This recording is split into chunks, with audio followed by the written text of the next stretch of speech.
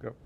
Hello, chess fans. Welcome to another episode of Chess Chat, a program brought to you live from Studio A of the new state-of-the-art production facilities of Fitchburg Access Television at 780 Main Street in Uptown Fitchburg. I am George Mirajanian, Program Director of the Wachusett Chess Club at Fitchburg State University. This club, the second oldest chess club in Massachusetts, meets every Wednesday evening from 6:30 to 10:30 in rooms 142 and 143 in the McKay campus building at the university. And with me, once again, for this episode of Chess Chat, is our award-winning director, Darren Dame of Fitchburg, recipient of FATV's prestigious Boulder Award in 2009, and now in his 17th consecutive year as director of Chess Chat. He's assisted in the control room and also on camera by fellow resident and longtime Wachusett Chess Club member Brian Bigelow. And sitting across from me is my longtime associate, trusty colleague, chess author, photographer, tournament director, Wachusett Chess Club statistician, my co-host, Dave Couture of Westminster. Hello, Dave. Hi, George. How are you? I'm very fine, Dave. I hope you're doing well I am. yourself. Thank you. Dave, less than a week ago, we had a major nationally rated tournament that ended in Philadelphia. Mm-hmm.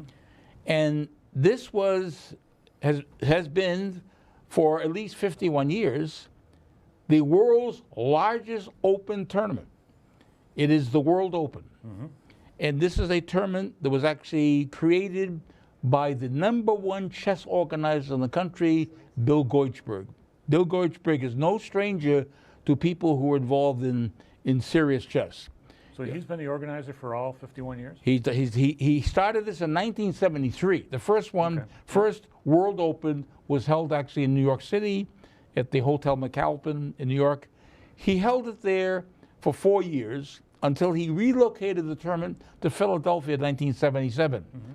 So yes, he's been doing this, for 51 years, wow. as we say. But he established or created the Continental Chess Association, which is the sponsor of these tournaments, and he is actually, but again, the #1 chess organizer. There's no one even comes close to what Bill Goichberg has done. He's brought more chess players into chess, organized chess, than any other organizer in the country. Yeah.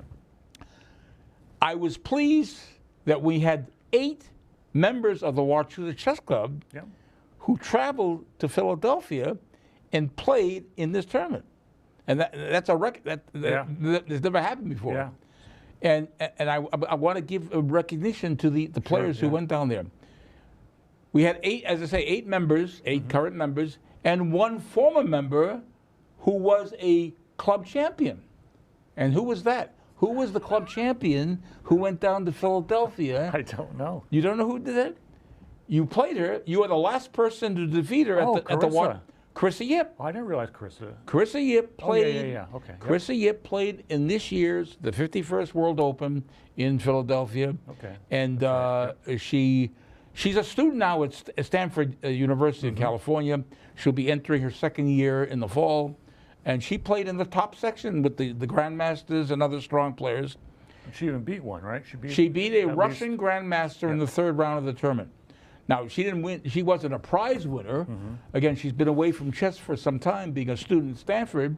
But she did score she had a plus score, 5.5 points out of 9. Mm-hmm. Yeah. But she was the only one from the club who played in the top section, the open section. Yep. We had 4 youngsters play actually in the under 2200 section, those rated under 2200, which is primarily experts. Anyone who's rated between 2000 and 2199 is an expert. So who was that? Who and played this in that? We had actually Sean Shu, who actually plays at our club every Wednesday night. Sean Shu, who lives in Lexington. He's 9 years old. Yeah. Frank Cow, who was also a Class A player, who's from Lexington also. We also had Zachary Pan, who lives in Watertown. was coming to the club from Wow, Watertown. that's right, yep. And then we had actually, who's the other one now? Jacob Wu, Okay. who lives in Westford. So those 4 youngsters, all Chinese-American youngsters, who come to the chess club, and they played. Now, we actually had 2 Indian-American youngsters who played, and you know the names. There's one was Krishna Narayanan, Yep. and Anish Saravanan. Yeah. They played. We had 2 adult members of the club who played. Actually, it was actually Tom Newman. Yep. You know Tom Newman, who lives in Gardner, right? Gardner, Yep. Class A player. He played in the under 2000 section for 8 players. And then we had Matt Moore. Oh, that's right. Yeah. Matt Moore, who lives in Marlborough, he played. Yep. Okay. So I want to acknowledge these players, but I want to now announce to our viewers who won the tournament. It was International Grandmaster Fidel Corrales Jimenez, and our director Darren Dame has a nice photo of Fidel. Here he is. He just celebrated his 36th birthday 3 days ago. Okay. He was born on July 7th of 1987 in Pinar del Rio, Cuba, which is on the far west end of the island. Yeah. Okay. And he is now playing. He's now an American player. He's now Yep. a U.S. player. He went to school at Webster University in St. Louis. He won the World Open. His first prize, $20,000, but he got a bonus by coming in clear first. Fidel here got a $500 bonus. Okay. His total prize was $20,500 for coming in clear first.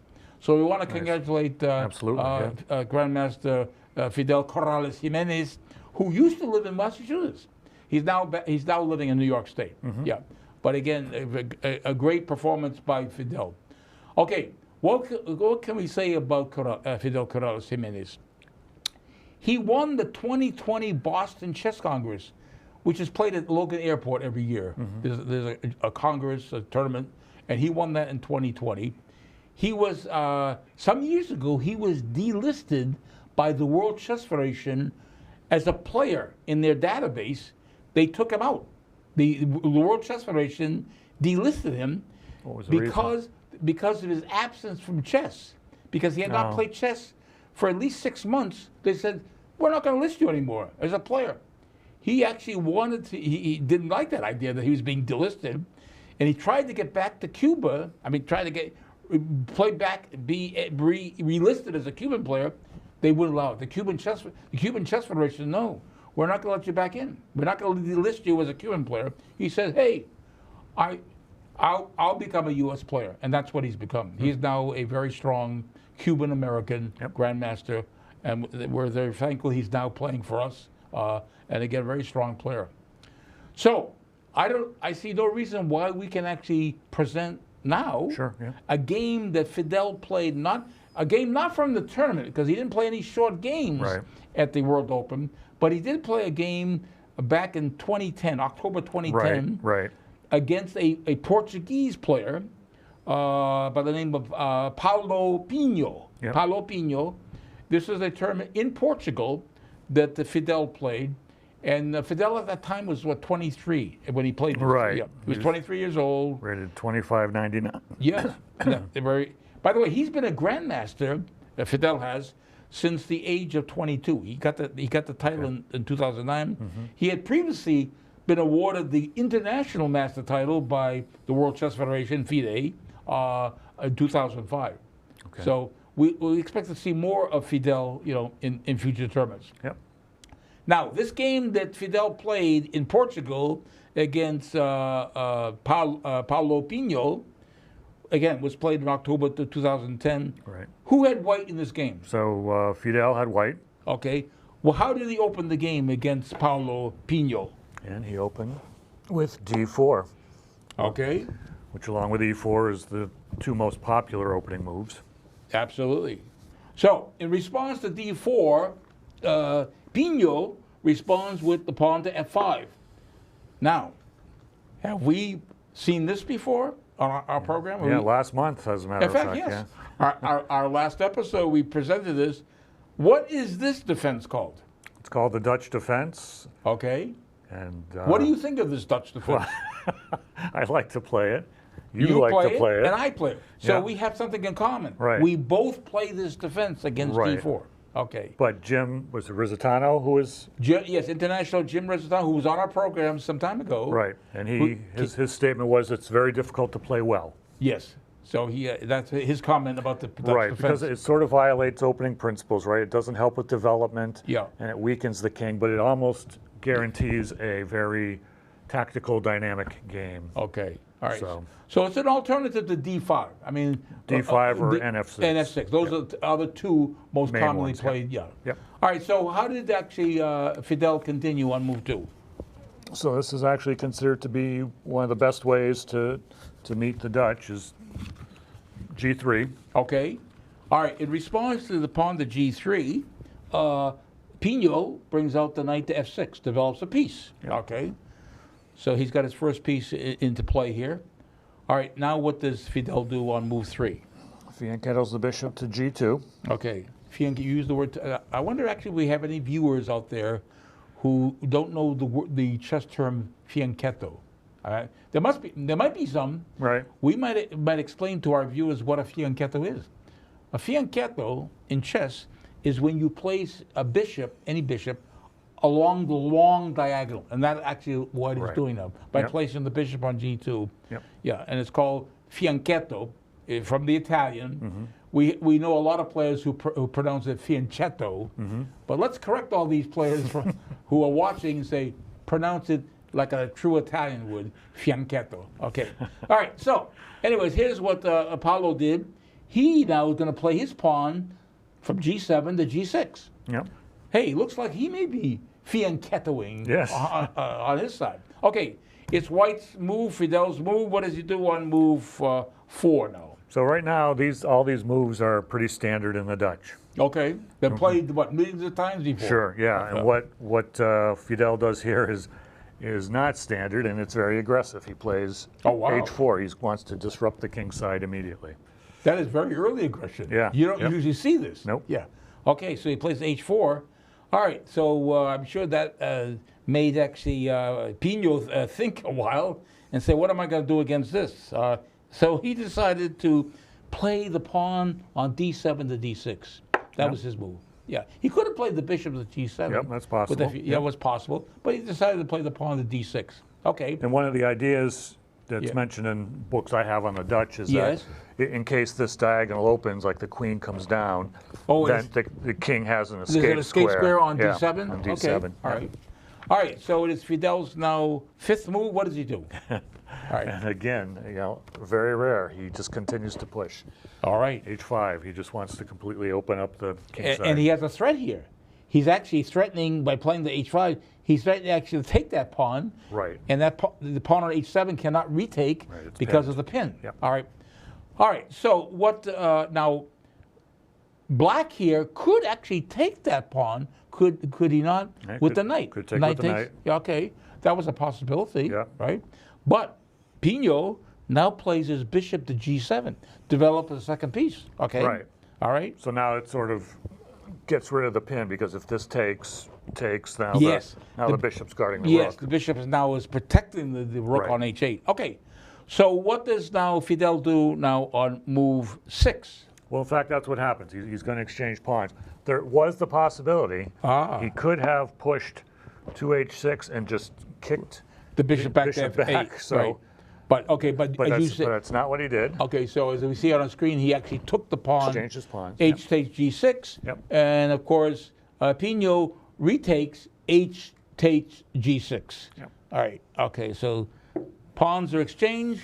It is now Fidel's 7th move. What does he do? And you have this completely open H file now. So Yep. he exchanges rooks. Okay, a check. We have a rook takes H. Check, right. H check. And of course, Black only has one move here. Yep. Bishop takes the rook H8. Picture H8. Okay. So. And I was thinking if you came upon this position between two players, you'd probably think two beginners were playing here. If I were walking in the turn hall and came across a position like this, I would say, who are these beginners? Yeah. All right. So yes, that would probably enter my mind. It's a very unusual position. Very unusual. All right. By the way, has this been played before? I don't think we found this in any No, databases. we did not find any game of the millions of games where this has appeared before. Okay, it is now Fidel's move. It's actually his eighth move coming up. Move. What does he do? What does Fidel do here? C4, standard move to help control the D5 square. Okay, all right, so after C4, what Paulo does, he plays the pawn up to E5. He advances. That wasn't his only move, but he figures, okay, I don't mind doing that because he's got the pawn on D6 protecting that pawn, and he doesn't mind, for example, if there's a queen exchange possibly. Yep. All right, so what does actually Fidel do now? It's his actually ninth move. What does he do? Does he take? He doesn't take the pawn. He doesn't take. No? He simply develops the knight to C3. Okay, so he has two pieces developed. Black has two pieces developed. Okay, so here is what Paulo does, Paulo Pino. He plays the pawn up to C6. Gets here. Also allows actually, the queen. Maybe come into play here. It very much blocks this bishop on Oh G2. yes, it blunts, yes, because that bishop is bearing down on this B7, this pawn on B7. Yes, so that's good to actually deflect any the pressure on the pawn on B7. All right, it is now Fidel's move. What does he do? It's 10th move. What does he do? So he develops the dark squared bishop to G5, pinning the knight to the queen. Okay, that could be very annoying. Pins can be very annoying. Yep. Okay, now what Black did here, he could actually brought this knight on B7 over here to defend, add further defense, but instead he brings his queen on D8 to B6. Does Black now, by playing the queen to B6, but as you pointed out to me when we reviewed this game, this is an error? This is considered an inaccuracy? The computer considers it an error. The computer considers it accuracy, but it looks to the, to anybody looking at it, looks like Black has a threat. Looks reasonable, yeah. The queen now is attacking the pawn on B2, but it's also threatening to win the pawn on D4. Sure, So we have a double attack. The queen is attacking two pawns, and there's no way you can protect both of them, right? At the same time. So it looks good, but the computer says, no, this is not good. Yeah. All right. So how does Fidel respond to this move, queen B6? Fidel takes the pawn on E5. Okay, all right. Now we got to keep in mind he's attacking the oh knight. Yes, the pawn is attacking the knight. Okay, so so D takes E5 was White's move, and of course, what Black does do? He doesn't take the pawn back. What he does, he plays the queen down, takes the pawn on B2. And now it was a threat of taking the knight on C3 with check. With check, right. Okay, so that's the threat now. How is Fidel going to handle this position? What does he do? So he decides to defend the knight. Rook C1, defending the knight. Okay, so he defends that. Okay, all right. So that now, okay. So Fidel actually does not want to take this pawn on E5 with the pawn. Instead, he doesn't want instead he wants to come back with the knight to H7 and attack this undefended bishop on G5. Right. So now he has a threat of actually winning that bishop with the knight attacking the bishop. All right. So it is now Fidel's 13th move. What does he do? So he pulls the bishop back. Right. D2. Okay, so he had defends the knight. Another defender on the knight on C3. Okay, now so Black probably has to start worrying about threats like the rook coming over. Oh yes, that would be a nasty threat. All right, so with the bishop on D2, here is what now actually Pino now takes the pawn with the bishop now no longer. Yeah, he takes the pawn. Right. D takes E5. Okay. And he probably would have been better off if he had done it with the bishop, right? Oh, taking with the bishop. Take with the bishop. Yes. Because now, that bishop is still stuck in the corner and it's blocked by its own pawn. So better was taking with the bishop instead of with the pawn. Okay. All right. What does Fidel do now? It's actually his 15th move. Well, is it his 15th move? It is his 14th move. Oh, I'm sorry, 14th. I'm sorry, 14th. Yep. Okay. Oh yeah, 14th move. So he plays E4. Okay. All right, so E4 is played up. Okay. Here is what Pino did. This knight on b8, he brings into play to a6. He doesn't want to bring it to here, blocking this bishop. He wants to bring it here, maybe possibly to sink it over to c5, possibly with the threat of the d3, forking the king and the rook for one thing. Yeah. Right. Okay, that's. And he could even bring it in here. Oh yes. Defend, you know. And do the same thing. Right.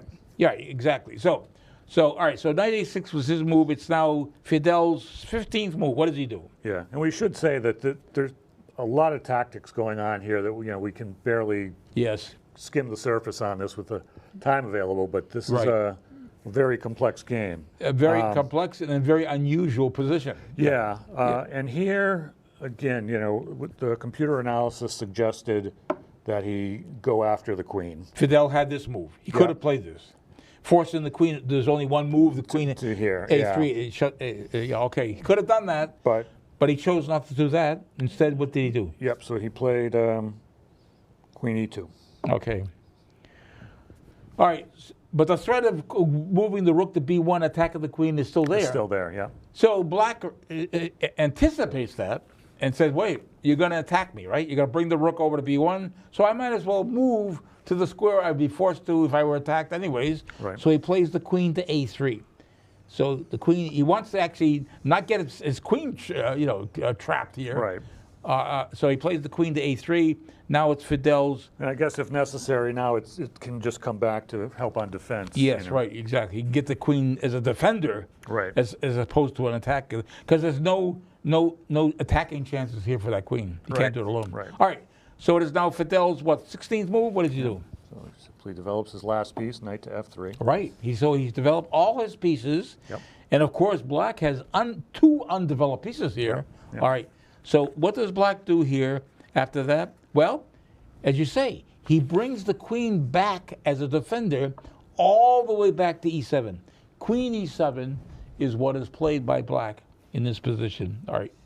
Because he's now on the defense. He's now decided he wants to be a defender. Yeah. Mm-hmm. There's no attacking chances here for black at all. All right. What does white do here? Fidel Plau plays what? Plays knight h4.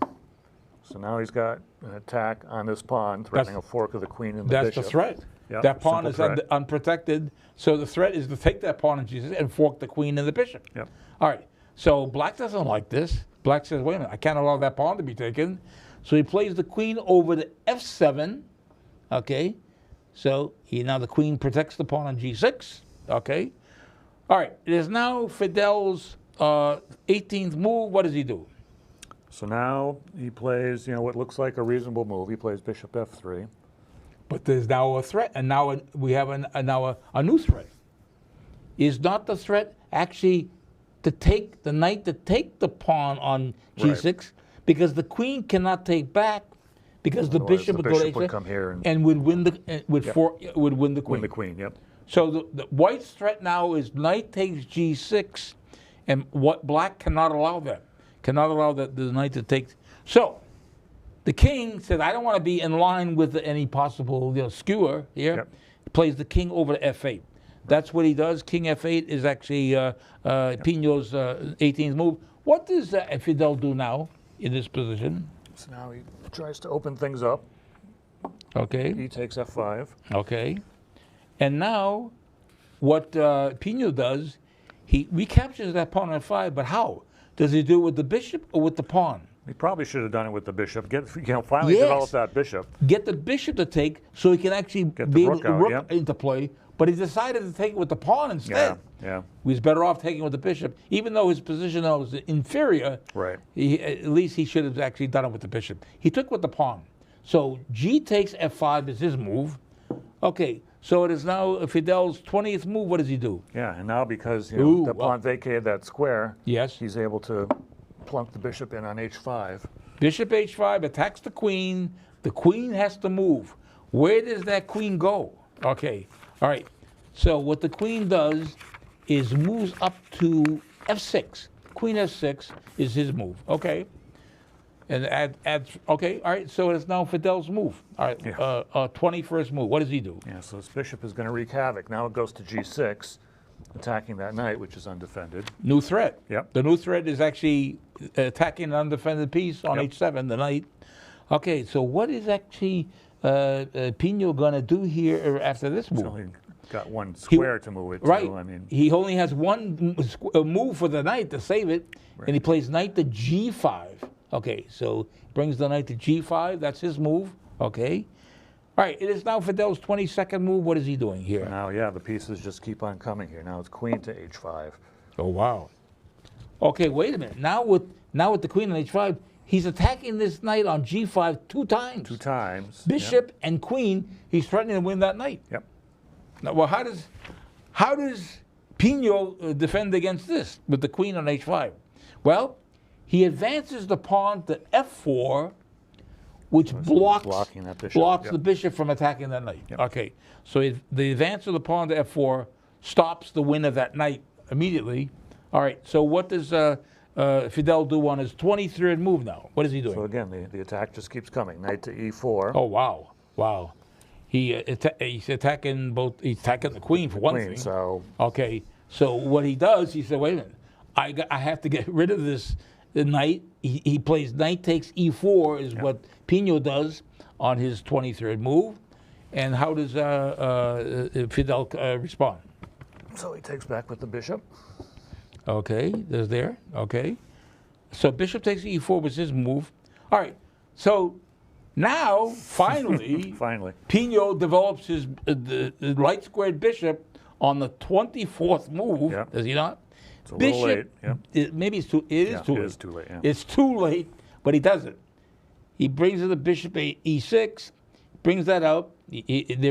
Oh no, it's defended. The rook is defending the pawn on c4. Yep. But the idea is to get this rook into play. Finally, finally, if he can. But again, it's just too late because the knight comes into g6 with check. Ooh, check there. And now attacking that a second time. We're now threatening to win this piece. We got a double attack on the knight on h8.